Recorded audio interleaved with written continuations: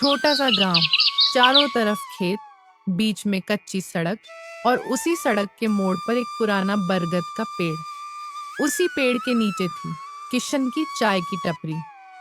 टपरी क्या कहें, 2 ईंट, एक टूटी लकड़ी की मेज, जंग लगी केतली और 4 अधूटी बेंच। यही था किशन का संसार। किशन की उम्र करीब 35 साल थी, पर गरीबी ने उसे 50 का बना दिया था। आंखों के नीचे काले घेरे, हाथों में फटी हुई लकीरें और चेहरे पर हमेशा चिंता। घर में बूढ़ी माँ थी, आंखों से कम दिखता था। पत्नी राधा थी, दिन भर दूसरों के घर बर्तन मांजती, और एक 7 साल की बेटी गुड़िया। किशन रोज सुबह 4 बजे उठता, सबसे पहले माँ के पैर छूता। माँ कांपते हाथ से उसके सिर पर हाथ रखती। भगवान तेरा भला करे बेटा। किशन मुस्कुरा देता, फिर साइकिल पर दूध लेने जाता, लकड़ी बटोरता और अंधेरे में ही चाय बनानी शुरू कर देता।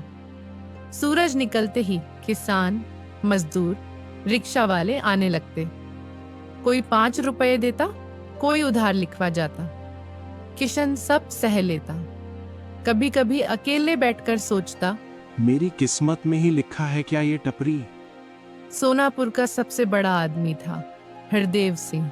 सैकड़ों बीघा जमीन, बड़ा पक्का मकान, 2 ट्रैक्टर और गांव में डर। लोग कहते थे, हरदेव सिंह से उधार लिया तो समझो आत्मा गिरवी रख दी। वह ब्याज पर पैसा देता था। छोटा सा कर्ज कुछ महीनों में पहाड़ बन जाता। किशन ने भी 2 साल पहले माँ की दवाई के लिए 10,000 उधार लिए थे। अब वो 10,000 बन चुके थे 25,000। हर महीने हरदेव का आदमी आकर कहता, किशन इस बार भी खाली हाथ। किशन सिर झुका लेता। एक दिन तेज बारिश हो रही थी, ग्राहक कम थे। उसी दिन हरदेव सिंह खुद टपरी पर आया। किशन के हाथ कांपने लगे। हरदेव बोला, किशन, आज पूरा पैसा चाहिए। किशन रोते हुए बोला, मालिक थोड़ा वक्त दे दो, बेटी की फीस। हरदेव की आंखें लाल हो गईं। बहुत हो गया तेरा नाटक। 1 हफ्ते में पैसे नहीं दिए तो टपरी तोड़वा दूंगा। किशन वहीं जमीन पर बैठ गया। राधा को बताया तो वह भी रो पड़ी। रात को किशन सो नहीं पाया। बेटी गुड़िया पास आकर बोली, बाबा मैं स्कूल नहीं जाऊंगी, आप दुखी मत हो। किशन का कलेजा फट गया। तीसरे दिन गांव से गुजरने वाली सड़क पर एक बस खराब हो गई। उसमें शहर के कुछ लोग थे। बारिश फिर शुरू हो गई। सब इधर उधर छांव ढूंढने लगे। किशन ने चिल्लाकर कहा, इधर आ जाइए, चाय गरम है। भीगे लोग टपरी पर आ गए। किशन ने बिना गिने चाय बांटी।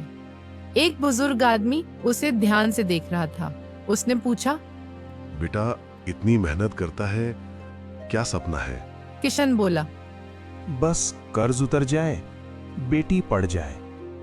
बुजुर्ग की आंखें नम हो गईं। वह था शहर का रिटायर्ड जज शरद मिश्रा।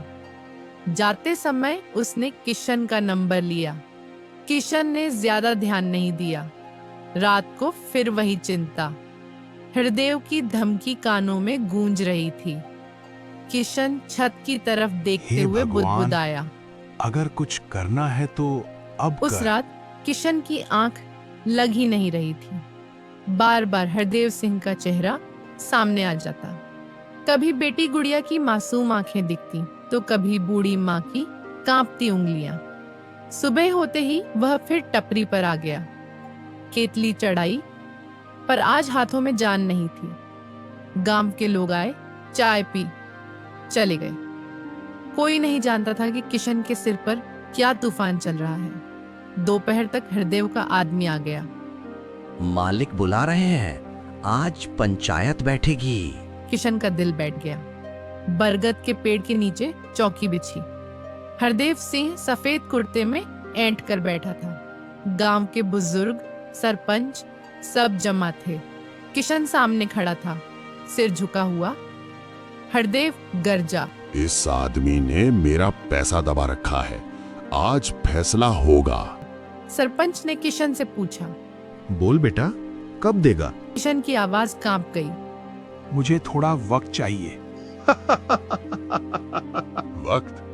2 साल से यही सुन रहा हूं। तभी भीड़ में हलचल हुई। एक कार आकर रुकी। सबने देखा, वही बुजुर्ग शरद मिश्रा उतर रहे थे। सरपंच तुरंत खड़ा हो गया। अरे मिश्रा जी, आप यहाँ? मिश्रा जी बोले। हाँ, इस गांव में एक चाय वाला है, उसी से मिलने आया हूँ। उन्होंने सीधा किशन की तरफ देखा। किशन घबरा गया। सच सामने आया। मिश्रा जी ने सबके सामने कहा। परसों मेरी तबीयत खराब थी, इस लड़के ने बिना पैसे की परवाह किए मुझे चाय पिलाई। फिर उन्होंने हरदेव की ओर देखा। और आज सुना कि इसी पर कर्ज का पहाड़ लादा जा रहा है। हरदेव सकपका गया। जी, ये मेरा निजी मामला है। मिश्रा जी की आवाज सख्त हो गई। निजी? 25,000 के बदले तुम इससे 60,000 मांग रहे हो? पूरी पंचायत सन्न।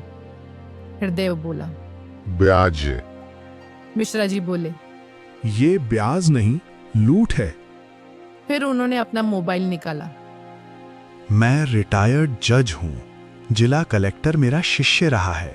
अगर चाहूं तो अभी जांच बैठवा दूं। हरदेव के पसीने छूट गए। हरदेव धीरे से उठा।